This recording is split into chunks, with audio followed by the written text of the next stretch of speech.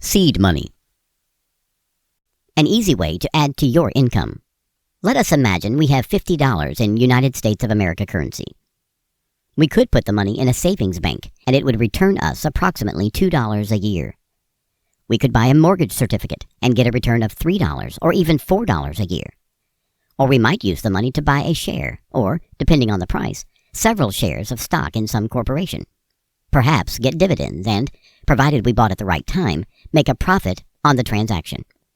Of course, we could also use the $50 for food, rent, clothing, books, tools, or for other needs, or just for pleasure. That is why money is the medium of exchange. It can be used for many things. One of the things money can be used for, which at this writing is not generally known, is as seed money. This means that we can so use money that we reap a harvest of multiplied money. Just how do we plant seed money?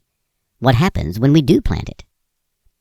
We give it to our church or to a hospital, school or college, or to any of the social service organizations which subsist on donations. Or, if we so wished, we could give it to any needy person, friend or stranger. Then we follow a specific mental formula derived from the great teacher and proven absolutely true and dependable by such financial giants as the first John D. Rockefeller, Andrew Carnegie, Julius Rosenwald, Andrew Mellon, and others of great wealth. With perfect safety, without any risk whatever, our seed money, so planted, will return us tenfold. We will receive back $500. Can't you just see the bankers and the economists holding up their hands in horror at such thought? They will tell you it cannot be done.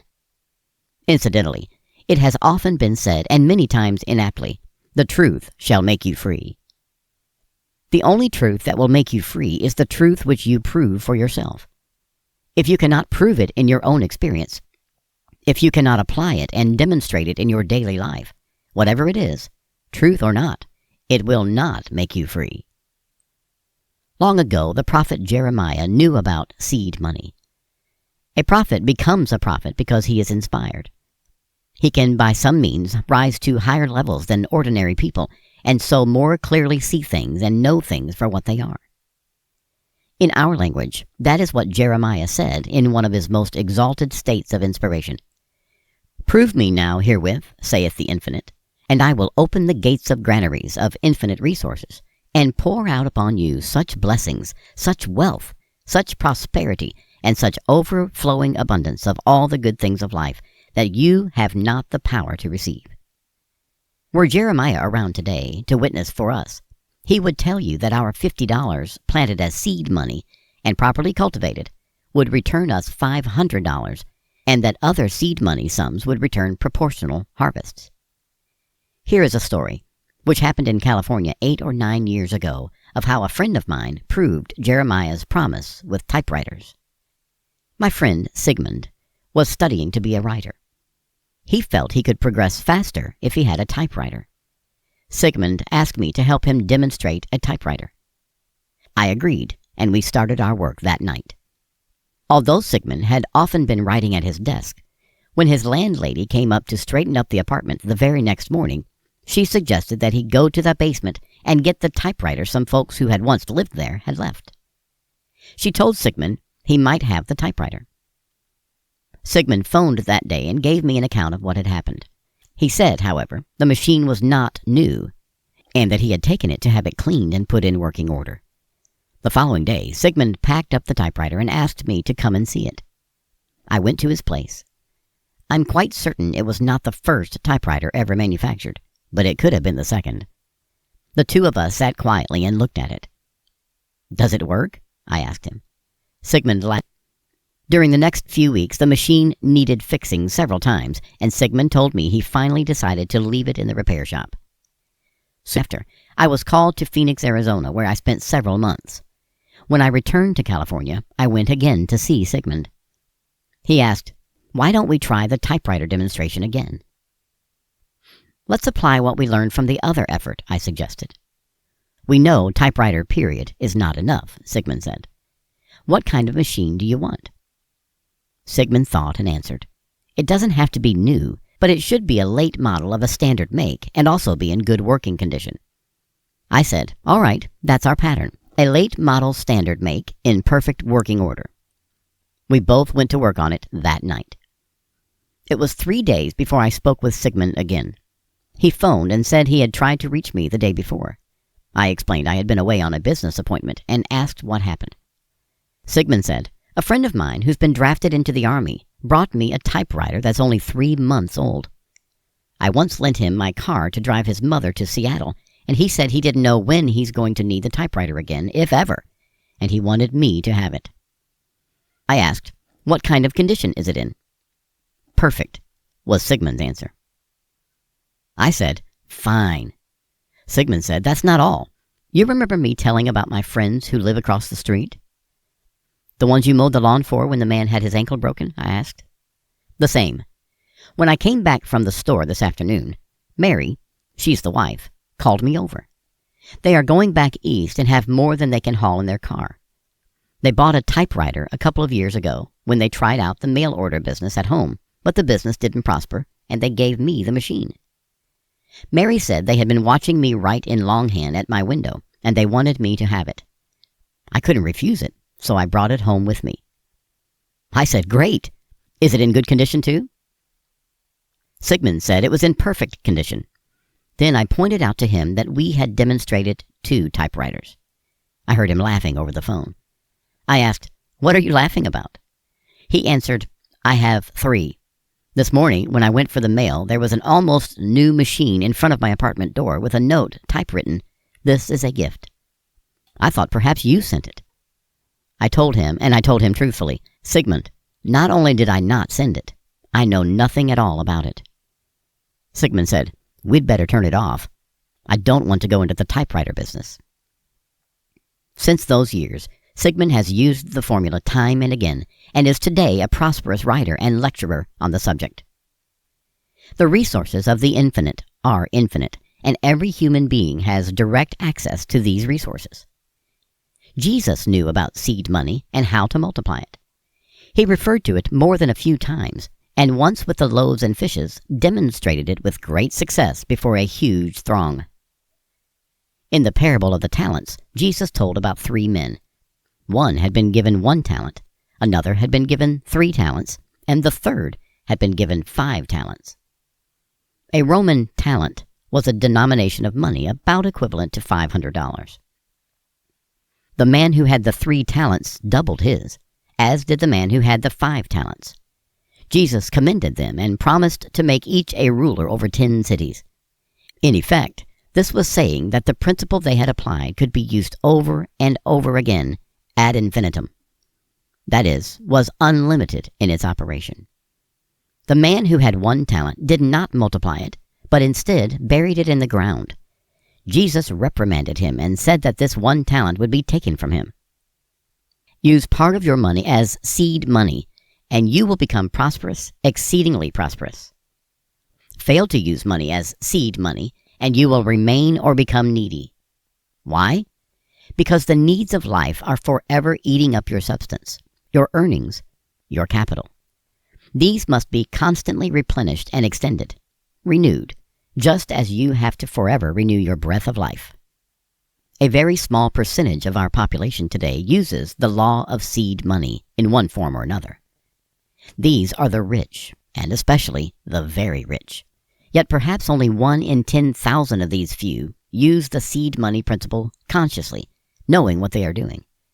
The others have conditioned themselves to follow certain business practices, some of which are not contrary to the law of seed money, and which, part of the time at least, are harmonious with that law. Their financial success is in direct proportion to how closely they follow that law. It should go without saying that success will be greater where one practices the seed money principle consciously and constantly than where one uses it only sporadically and accidentally. A typical business operation in harmony with the law of seed money might be as follows. A man gets an idea for a new product, which will confer benefit upon those who buy it. He takes the idea to a friend. They study it and agree that people will buy it and be pleased with having and using it. They also agree it will require X number of dollars to develop and market the product. They calculate they can sell the item in volume and estimate they can profit to the extent oftentimes the X dollar they must invest in it. So they go into business, follow their agreed course, and make profit. Details will differ in every case, but the foregoing operational procedures are those utilized in almost every successful business venture. The greatest fortune the world has ever seen in private hands was amassed by a man who thoroughly knew, understood, and constantly used the law of seed money. The first John D. Rockefeller, throughout his long life, put his full trust in that law. Whether in his early days when he gave frugally but regularly to his church, or in his middle and later years when his foundations were giving many millions to better the world, Rockefeller always envisioned the many times multiplication of his gifts returning to him. And they did. How they did. Rockefeller knew the truth of the early biblical promise, "All the land thou seest shall be yours." He laid his claim on the infinite and accepted possession. It came to him. The law always works. Rockefeller kept his secret a secret. He taught only his family, and the principle of seed money is still working full-time for them. The world regarded the elder Rockefeller's practice of giving a new dime to everyone he met as a rich man's idiosyncrasy. But to Rockefeller, it was a deeply religious and significant act, each gift another opportunity to multiply his return. Selfish? Greedy? Do not believe it. Here was a man in love with the law, thoroughly and all-absorbingly in love with the law. He embraced the law, and it gave, flooded abundance and wealth and prosperity over him almost beyond human power to count.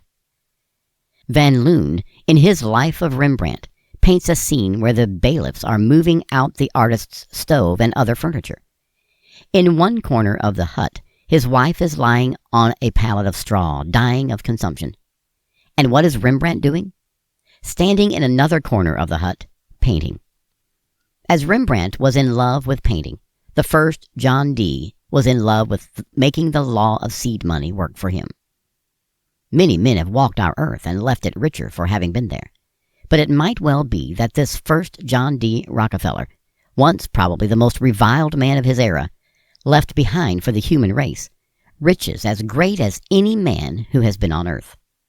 Rockefeller knew the law, and knew it so well that when in his middle 40s, America's finest physicians gave him but 6 months to live, he took the law and started applying it to his health, and as a result outlived all of those good medics from 25 to more than 40 years.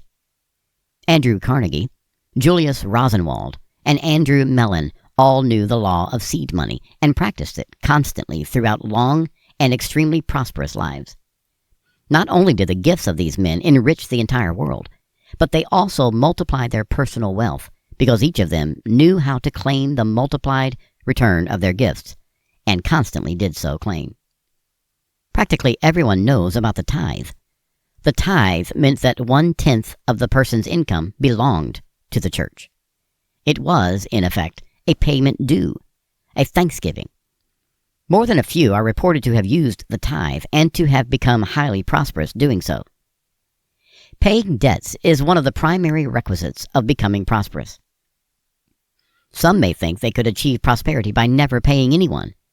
This is contrary to the law and simply will not work. Something for nothing is always nothing.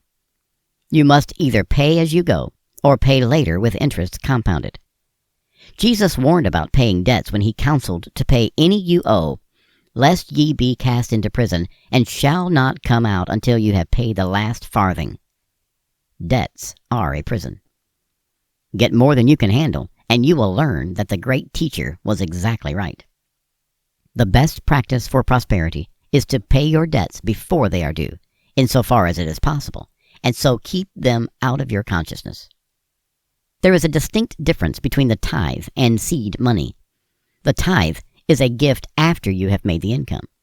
Seed money is a gift in order to claim a tenfold return.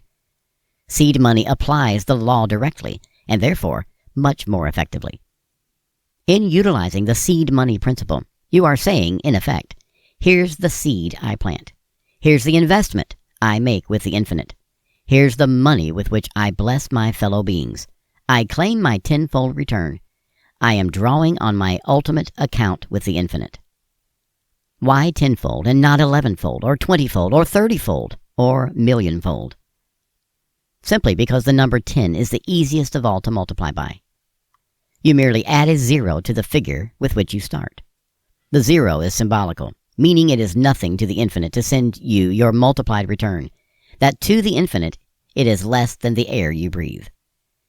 The full figure of your return, however, is and must be important to you, important enough to call forth from you a full-hearted thankfulness as well as the necessary mental work.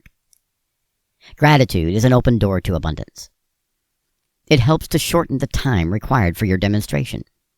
Chemists tell us that for each 10 degrees increase in temperature, the speed of a chemical reaction doubles. So add the warmth of thankfulness, of gratitude, to your seed money formula all along the line. Why not a millionfold? Because you must be able to conceive yourself as having the amount you claim. In fact, you must imagine you already have it. Let us say we give $50 in accordance with the law of seed money and lay our claim on the infinite for $50 million in return. Then we begin to wonder where all that money is coming from. We begin to doubt. The doubt shuts off our return, creates a block. It will be the doubt we demonstrate. So the proper method is to start the process giving, planting no more than you can conceive yourself as having the tenfold return of, and then lay positive claim to that. You may be told by someone that laying claim to a specific amount limits you. This is not the law. Claiming a specific amount makes the demonstration both easier and more rapid. Actually, you do not limit yourself by making a claim for a specific amount, because you can apply and reapply the principle an endless number of times, either in succession or concurrently. Do not pay the slightest attention to where your return is coming from.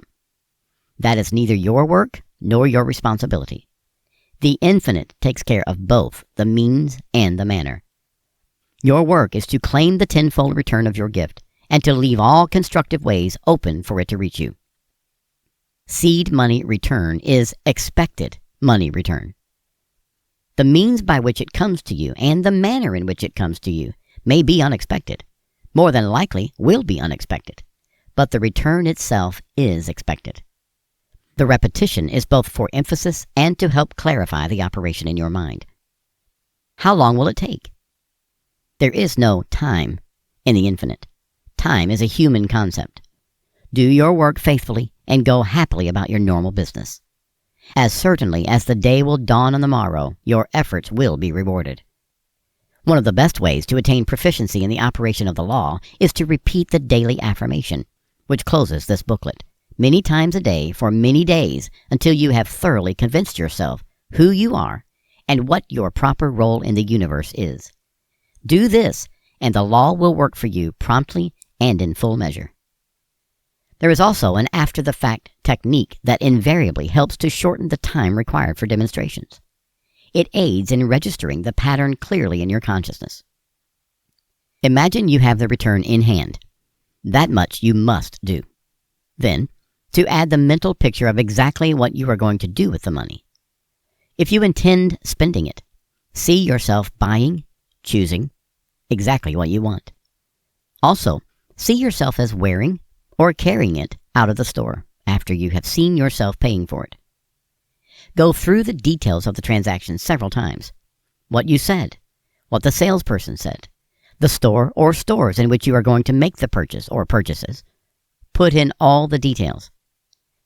Or it may be you are going to put the seed money return in your bank. Then see yourself going into the bank, making out a deposit slip, carrying it and the money over to the teller's window and speaking to the teller, giving him the money and the slip and getting your receipt back. Imagine what the teller says to you and hear him saying it. Also, imagine yourself sending another check to your church or to your favorite social service organization as the next step in utilizing this unlimited and ever-new source of wealth. The law is there for you to use just as the fresh, wonderful air in the earth's atmosphere is there for you to breathe. Would you choose to spend your life without fresh air? In a smoke-filled room or in an area constantly saturated with smog? Such conditions take their toll in life and health for those who choose them or permit themselves to live in such surroundings. Similarly, those who are ignorant of the law of seed money and of how it works suffer with unfulfilled needs, suffer from the lack of many of the desirable things of life, which in our day require money to buy. Human needs are greater today than they have ever been. The cost of living, at or near a record high, continues to mount. Rents are the highest ever and are still increasing. Food and clothing were never costlier. Today, all children, to be able to compete with their own generation, must have a college education. Wage and salary increases do not solve the problem. Other and greater sources of money income are needed. The saying that the rich get richer was never truer, or that the poor get poorer. The reasons for both are fundamental. Most of the rich are daily applying the law, although they may not be aware of it. They have a surplus above their living needs, which makes it unnecessary to pay any more than casual attention to those needs. So they do not multiply needs in their consciousness. They live surrounded by riches and the evidence of riches, and with riches filling their consciousness, they attract more and greater riches continually to themselves. The law always works. The direction in which it works depends solely upon the contents of the individual's consciousness. The poor are constantly thinking about what they need and forever talking about it. The universal law of life is that upon which you focus your attention always comes into your life and experience. The individual's only salvation is to get himself out of the vicious circle of need and poverty, to stop focusing on them and instead focus on receiving, having, sharing, and giving. A man I know by the name of Sheldon found a way out. This man had many ups and downs. He was twice a millionaire, both times when $1 million was a lot of money. Some months ago, Sheldon's business failed. The immediate cause was a bad credit loss. Yet he knew there was a deeper cause. I suggested to Sheldon the John D. Rockefeller technique of giving. When he answered that he has given not thousands, but hundreds of thousands of dollars away, I knew he spoke the truth. Sheldon has never been known to refuse a request for help. I explained to him that although giving was necessary, just giving was not enough, that one could easily go bankrupt giving without return. He listened for an hour as I outlined the principle of seed money to him. Sheldon asked, "With what do I start? I'm flat broke." Actually, he had $3 in his pocket. On my advice, he exchanged his $3 for 300 new pennies and started giving them out one at a time. I received the first one. Each time he gave a penny, he would multiply it in his consciousness and see the multiplied return as having been made to him. The same evening, before he had given out all his pennies, a long-forgotten creditor came to his home and paid him $12 on an old bill. On my advice, Sheldon went again to the bank and this time brought back 200 new nickels. Again, he started giving them away, one at a time, each time following the seed money technique. Within 3 days, he was called in as a consultant on a marketing problem and received $250 for a half-day's work. Still working the seed money formula, this time he started with $100 of new quarters. While he was busy giving these out and multiplying and claiming his return, 2 friends contacted him and offered to finance him in a new business venture. All the capital he needed was placed at his disposal. Sheldon came to my apartment and we talked over the situation. He said, "Although I have been in business in New York City for 40 years, actually, like Moses, I have been wandering in the wilderness. Never before have I known what I was doing." He insisted that he would not have any more downs in his life because he had learned the seed money formula and practiced it. He still gives, but now he multiplies and claims his tenfold return, and his new business is prospering mightily. Why is giving necessary? The farmer who wants a crop must give to the earth, must sow or plant the seed. Otherwise, he will harvest only weeds. When you were born, the first thing the doctor did was to hold you up by the heels and smack your little bottom. You gave out a squawk, and that started you breathing. Breathing itself is both a giving and a receiving. So is your very life. For discontinue either exhaling or inhaling, and you cannot live. When you want the lights on, you turn the switch, which closes or completes the circuit and starts the flow of current. The entire universe is a series of energy circuits, from the Earth and other planets, their orbits, to the particles of the atom in their orbits. Shut the flow off anywhere along the line, and the result is nothingness. In James Stevens' classic, The Crock of Gold, the old philosopher observed, "You must be fit to give before you can be fit to receive." The plain and simple truth is that you must start giving before you can start receiving. This is the kind of universe we live in.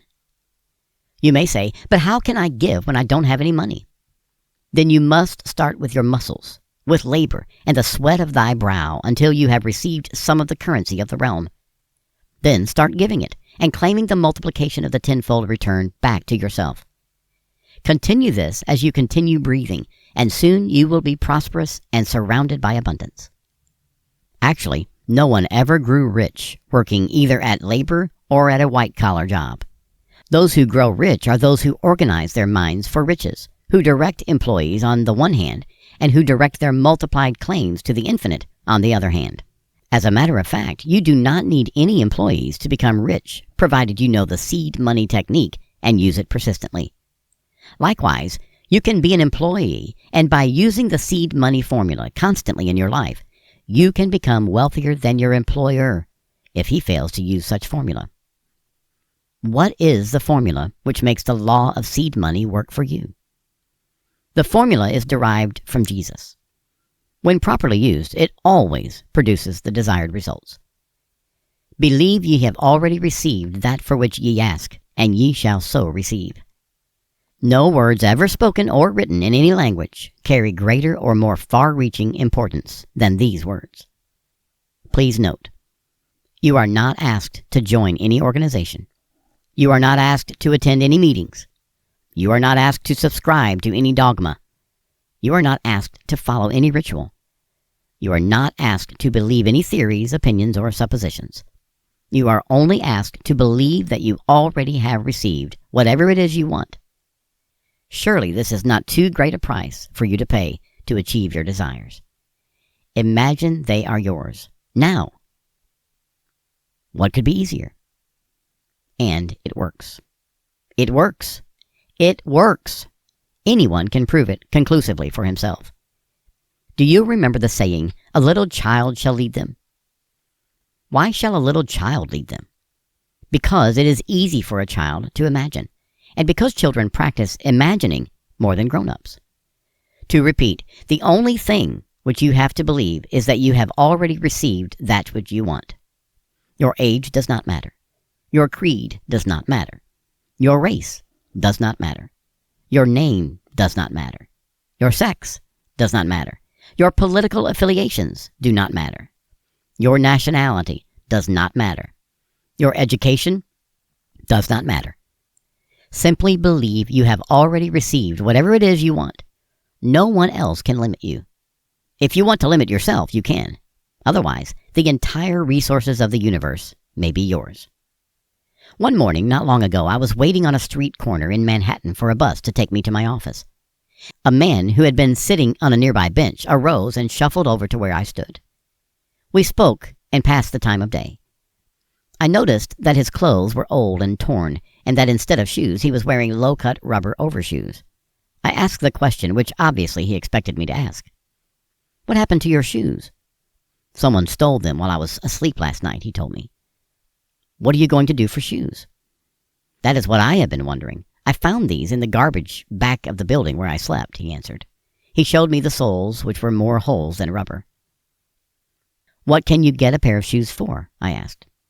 "There's a shoe repair place I know where I can get an unclaimed repaired pair for $4, or maybe $5. Then I asked him, "Do you have the money?" "I don't have a cent," he replied. "How near is the shoe repair place?" I asked. He pointed. "Only 2 blocks over that way." "Let's walk over," I suggested. When we reached the repair store, I handed him $5. "See what you can get with that. If you need more, tap on the window and I will come in." In a few minutes, he came out of the store wearing a comfortable-looking pair of repaired shoes. He held out a dollar bill towards me, saying, "I got these for $4. "Keep the dollar," I told him. We walked together to the corner and shook hands, thanking each other. He asked, "Why do you thank me?" "Because I am happy I was able to be of service to you," I told him. We wished each other good luck, and I went on my way to the bus stop. As I walked, I silently repeated over and over again the seed money formula. I have received $50 in return. I have received $50 in return, with good to all concerned. Thank you, thank you, thank you. When I arrived at my office, business took over and I forgot the incident. Mind you, please, I have practiced the formula for hours and hours over the years. I have worked it almost countless times, both on a small scale and on a large scale. I have seen friends make it work many times, so not only did I believe I had received the $50 in return, I knew. I knew. I knew. That night, as I opened the door of the apartment house in which I live, a pretty girl came out and smilingly thanked me. I noticed she carried a musical score from The Pajama Game, and I asked her, "Are you a singer?" "No," she answered. "I'm a receptionist, but I'm taking singing lessons." "Who is your teacher?" I asked. She mentioned the name of a vocal teacher who had been a friend of mine for many years, but whom I had not seen for 15 years. I told her my name and asked her to remember me to her teacher. She said she would and went on her way. I went to my apartment, showered, and put on fresh clothes. As I started out to keep an appointment, the manager of the apartment house came to my door and told me I had a call over the phone. I answered it. The vocal teacher was calling and asked me to come to his studio. I went at 10:30 that evening. After we had shaken hands and congratulated each other on none of the 15 years showing, he said, "John, before you moved to California, you did some publicity for me, which proved very profitable to me. You never sent me a bill." I explained that I had done it as a favor, that it had not required any time, merely a phone call. He said, "Had you billed me then, I could not have paid you, but I would like to pay you now." He walked over to the baby grand piano and picked up a check already made out and offered it to me, saying, "Will $50 be all right?" I answered, "$50 is exactly right." There may be some who will scoff and say I have linked two events which had no fundamental relationship to each other.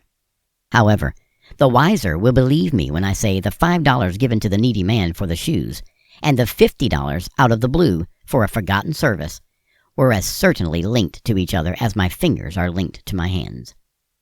Here was a penniless, needy man in rags without shoes who unknowingly brought to me $45 in profit, in added wealth and prosperity, which it is conceivable might never have otherwise reached me.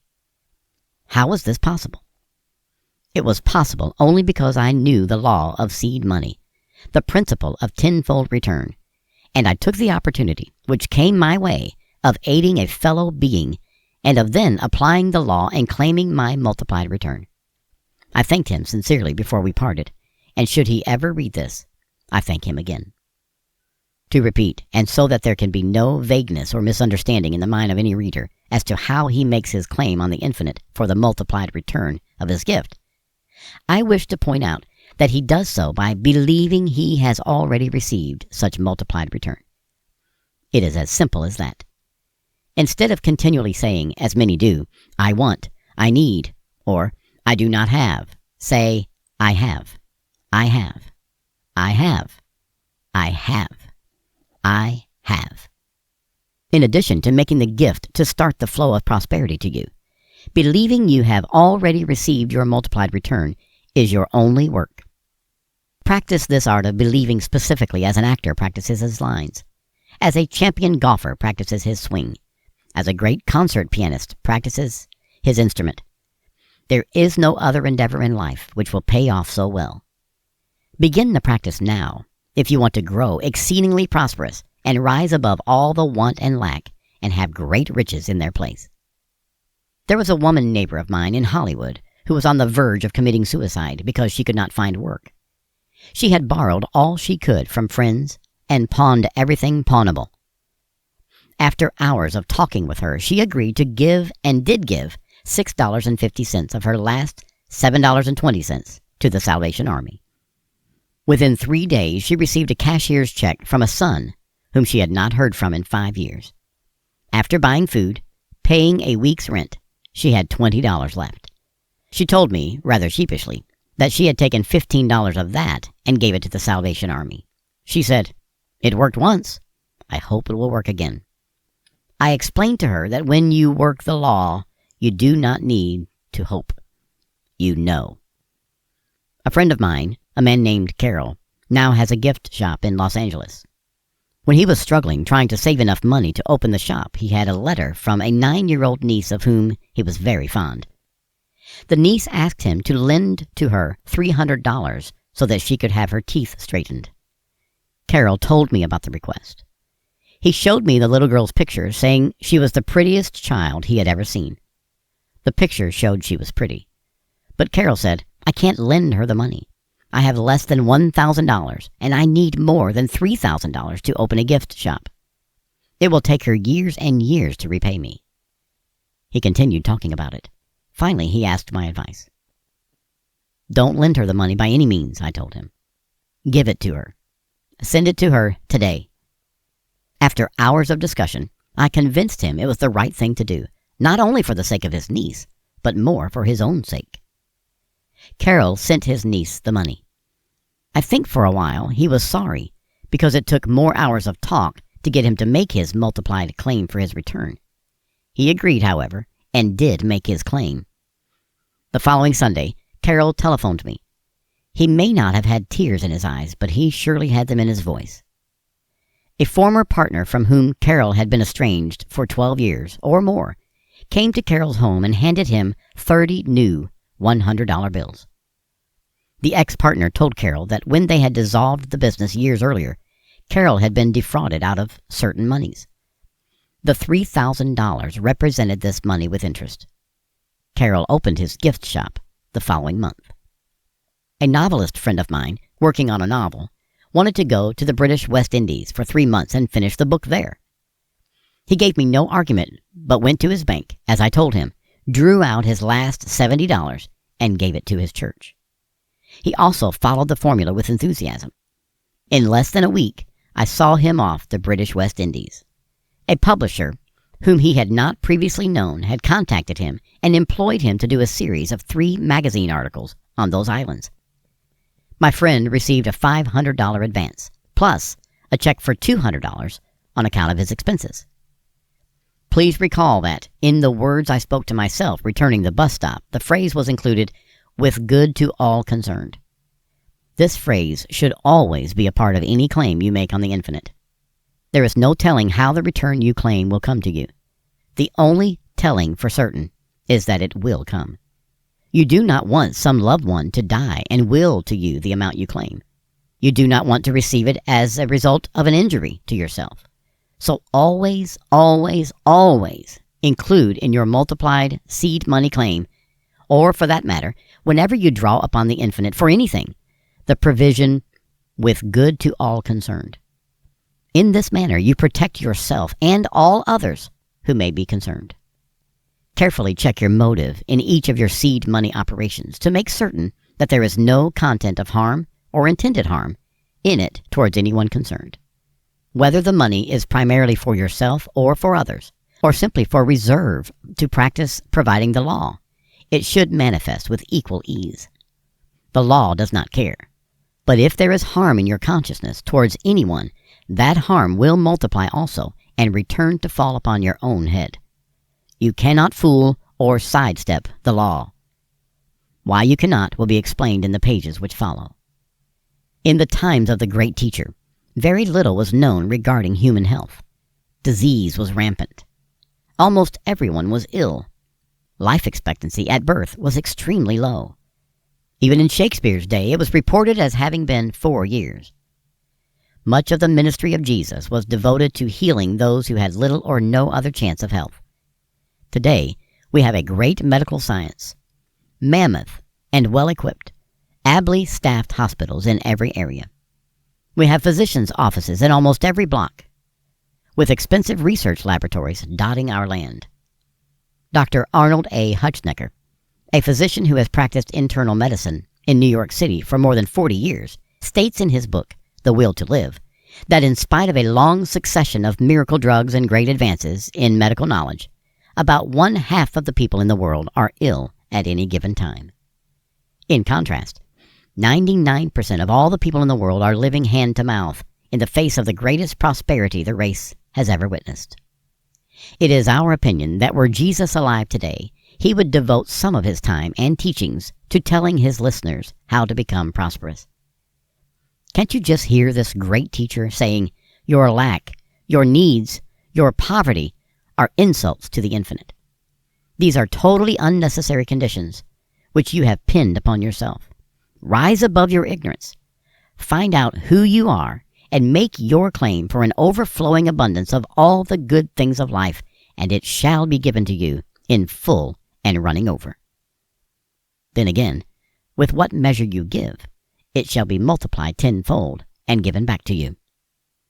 The spirit in which you give is the most important thing about your gift. Why? It is intrinsic to the pattern in your consciousness, and its physical counterpart will carry through into your multiplied return. When an opportunity to give is offered to you, if you consider giving and then decide against it, saying in effect, I better not, I may need it myself, you will most certainly need it yourself. If you give grudgingly or calculatingly, these configurations will be present in your return. If, however, you give boldly, generously, full-heartedly, impulsively, it shall be given to you tenfold in the same manner. The fastest and in some ways most interesting return on seed money tenfold claim that I know of happened to me quite recently. I was on my way to a branch post office with an armload of parcel post. In addition, I carried unwrapped, but in its own display package, a small appliance I was then distributing. I intended to deliver it to a local purchaser on my way back. As I hurried up with the crowded street, I passed a blind man with a cup. I thought to myself, I'd give him something if I weren't loaded down. Almost instantly, I recognized the negative application of the law. I turned and struggled back through the crowd, reached the blind man, and asked him to stop for a second. I laid my packages on the sidewalk, took all the change from my pocket, and put it in his cup. It made a good noise, and it seemed he was almost on the verge of opening his eyes. However, he did not, but he repeated his thanks. I recovered my packages, reached the post office, and mailed them. Then, taking my unwrapped appliance, I turned to leave the post office. A man stopped me, saying, I'm interested in that product. May I see it? Certainly, I answered. We stopped at the first writing counter near the entrance, and I took the appliance out of its box and showed him how it worked. It happened to operate on batteries, and their sound attracted a small crowd. The man who had inquired looked at it, then handed me his card, saying, Please mail us a catalog sheet. We may give you an order. I thanked him and proceeded to put the product back in its box. Most of those who had been watching had disappeared. However, one man stepped up to me and said, Where can I buy a couple hundred of those things? I distribute them, I told him. I'll be happy to supply you. He said, First, let me buy the special delivery stamp I came for. Then we'll do some business. On the way to my office, he introduced himself. He was the Ohio distributor for one of the reducing foods and was in New York looking for a product he could use as a premium to open accounts with dealers. He bought 200, did not ask for the discount to which he was entitled, and which I gave him. He paid cash. I do not know exactly how much I gave the blind man. I had made my claim for a general tenfold return, and I'm quite certain the profit of that sale represented a full measure return running over. Perhaps the most significant part of the transaction was that the buyer was happy with his purchase, as a child is with a shiny new toy. Here, then, in summary. The law of seed money. In giving money to your church or school or college or hospital, or to any social service organization, or in any other way using money to bless, help, or aid your fellow beings, you have not only the right and the privilege, but you have also the duty of claiming from the infinite a tenfold money return. To claim it is to receive it. The formula. 1. Plant the seed money. Give the amount you wish to the organization, or person you wish. 2. Now you cultivate your claim. Immediately after you make your gift, and as soon as you are alone, make your tenfold claim on the infinite in the following manner. I have received blank dollars, tenfold the exact sum given, in return, with good to all concerned. Thank you, thank you, thank you. 3. Repeat your formula time and again. Say it just before you fall asleep. Say it during the night if you awaken. Say it several times the first thing in the morning. Do it enough and then relax and follow your normal routine. It is not necessary to overwork. 4. Start your work at a modest level, high enough that your gift and your multiplied return are both important to you so that you will do the work as outlined conscientiously. If you start at too high a level so that you begin to wonder where all the money is coming from, you are liable to incur doubts. Avoid doubts, or they will manifest in your results as nothingness. 5. Tell no one of your claim or work. Do it in private. You may do it silently or aloud.